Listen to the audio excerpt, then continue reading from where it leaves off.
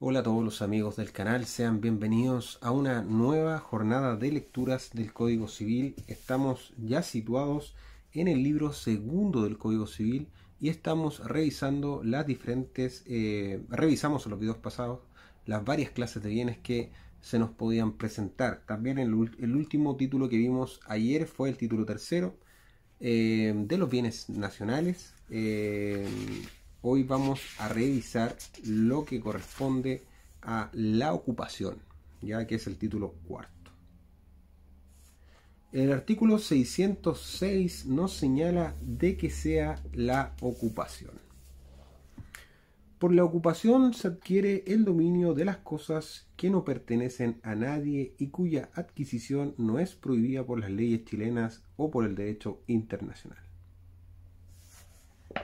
El artículo 607 nos señala de la caza y pesca como especies de ocupación. La caza y pesca son especies de ocupación por las cuales se adquiere el dominio de los animales bravíos. El artículo 608 señala de los animales bravíos o salvajes, domésticos y domesticados. Se llaman bravíos o salvajes los que viven naturalmente libres e independientes del hombre, como las fieras y los peces. Domésticos, los que pertenecen a especies que viven ordinariamente bajo la dependencia del hombre, como las gallinas, las ovejas, y domesticados, los que sin embargo de ser bravíos por su naturaleza se han acostumbrado a la domesticidad y reconocen en cierto modo el imperio del hombre. Estos últimos, mientras conservan la costumbre de volver al amparo o dependencia del hombre, siguen la regla de los animales domésticos y perdiendo esta costumbre vuelven a la clase de los animales bravíos. El artículo 609 nos señala del ejercicio de la caza y de su disciplina. El ejercicio de la caza estará sujeto al cumplimiento de la legislación especial que la regule. No se podrá cazar sino en tierras propias o en las ajenas con permiso del dueño. El 610 por su parte nos señala de quién caza en tierras ajenas sin permiso del dueño.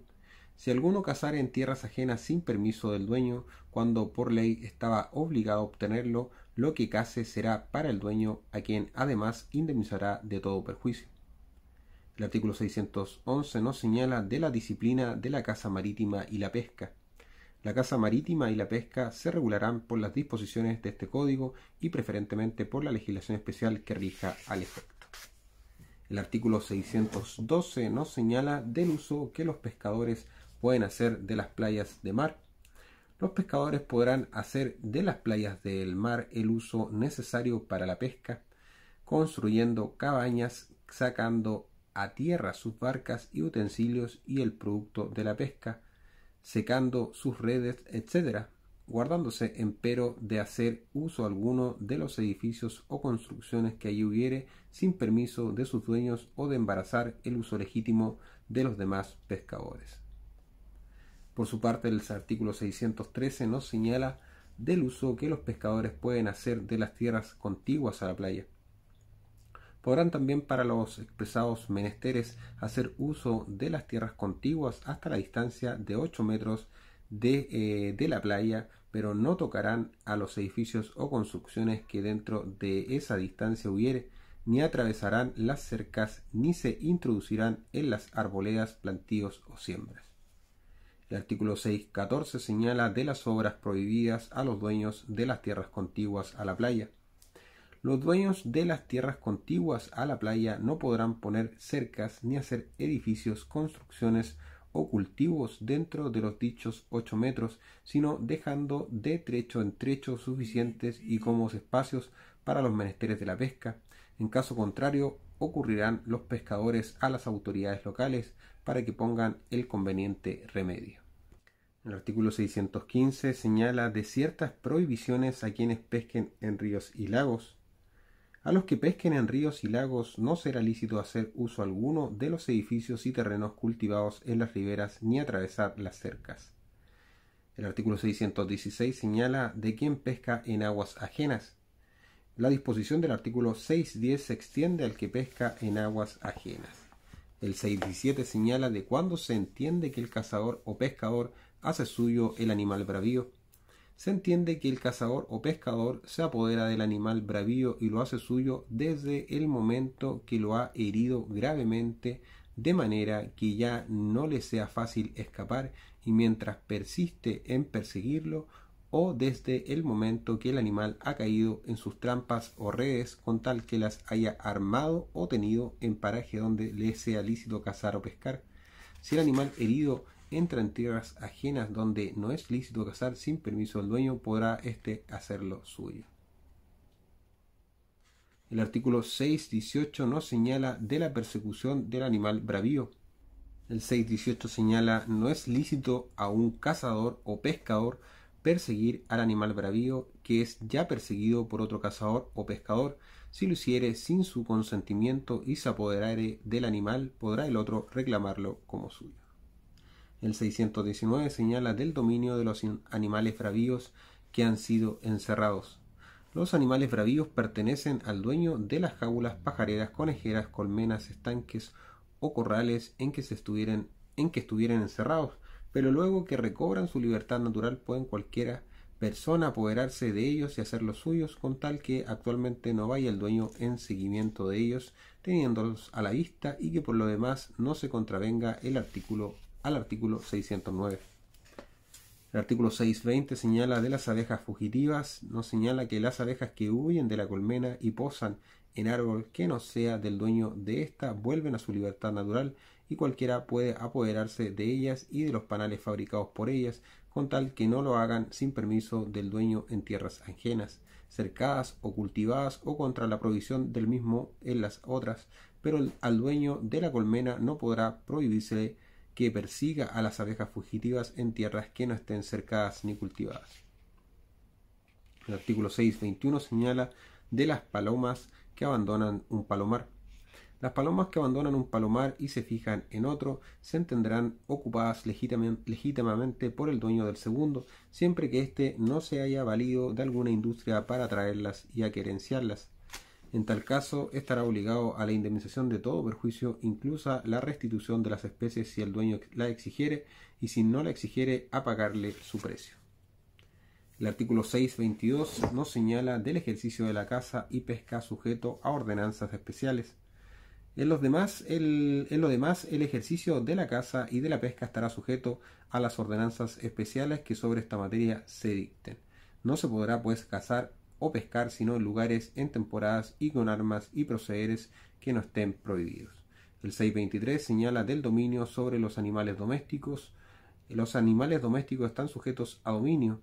Conserva el dueño este dominio sobre los animales domésticos fugitivos aun cuando haya entrado en tierras ajenas, salvo en cuanto las ordenanzas de policía rural u urbana establecieren lo contrario. El artículo 624 señala de que sea la invención o hallazgo. La invención o hallazgo es una especie de ocupación por la cual el que encuentra una cosa inanimada que no pertenece a nadie adquiere su dominio apoderándose de ella. De este modo se adquiere el dominio de las piedras, conchas y otras sustancias que arroja el mar y que no presentan señales de dominio anterior. Se adquieren del mismo modo las cosas cuya propiedad abandona su dueño, como las monedas que se arrojan para que las haga suya el primer ocupante. No se presumen abandonadas por sus dueños las cosas que los navegantes arrojan al mar para alijar la nave. El 625 señala de que sea un tesoro y de su descubrimiento. El descubrimiento de un tesoro es una especie de invención o hallazgo. Se llama tesoro la moneda o joyas u otros efectos preciosos que, elaborados por el hombre, han estado largo tiempo sepultados o escondidos sin que haya memoria ni indicio de su dueño. El artículo 626 señala de cómo se ha de dividir el tesoro encontrado en terreno ajeno. El tesoro encontrado en terreno ajeno se dividirá por partes iguales entre el dueño del terreno y la persona que haya hecho el descubrimiento, pero esta última no tendrá derecho a su porción sino cuando el descubrimiento sea fortuito o cuando se haya buscado el tesoro con permiso del dueño del terreno. El artículo 627 señala del permiso solicitado al dueño para cavar en su suelo con el fin de sacar dinero o alhajas que se aseguren pertenecen al solicitante. El 627 señala al dueño de una heredad o de un edificio pedir cualquiera persona el permiso de cavar en el suelo para sacar dinero o alhajas que asegurare pertenecerle y estar escondidos en él, y si señalare el paraje en que están escondidos y diere competente seguridad de que probará su derecho sobre ellos y de que abonará todo perjuicio al dueño de la heredad o edificio, no podrá éste negar el permiso ni oponerse a la extracción de dichos dineros o alhajas. El artículo 628 señala: si no se prueba derecho sobre tales dineros o alhajas, se tendrán por bienes perdidos. No probándose el derecho sobre dichos dineros o alhajas, serán considerados o como bienes perdidos o como tesoro encontrado en suelo ajeno, según los antecedentes y señales. En este segundo caso, deducidos los costos, se dividirá el tesoro por partes iguales entre el denunciador y el dueño del suelo, pero no podrá éste pedir indemnización de perjuicios a menos de renunciar su porción. El artículo 629 señala de los muebles al parecer perdidos.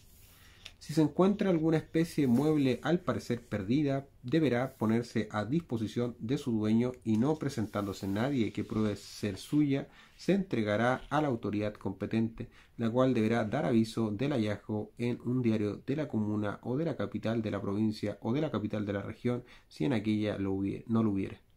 El aviso designará el género y calidad de la especie, el día y lugar del hallazgo. Si no apareciera el dueño, se hará este aviso por tercera vez mediando 30 días de un aviso a otro.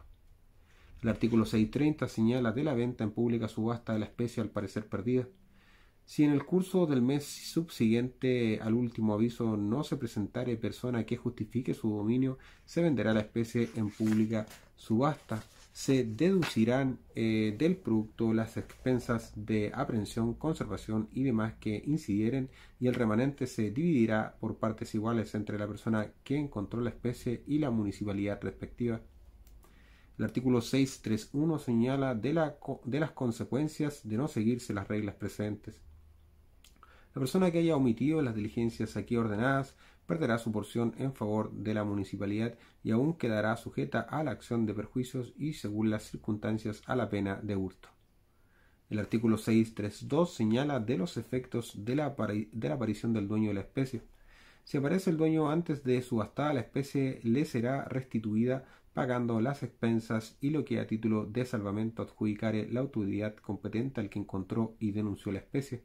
Si el dueño hubiere ofrecido recompensa por el hallazgo, el denunciador elegirá entre el premio de salvamento y la recompensa ofrecida.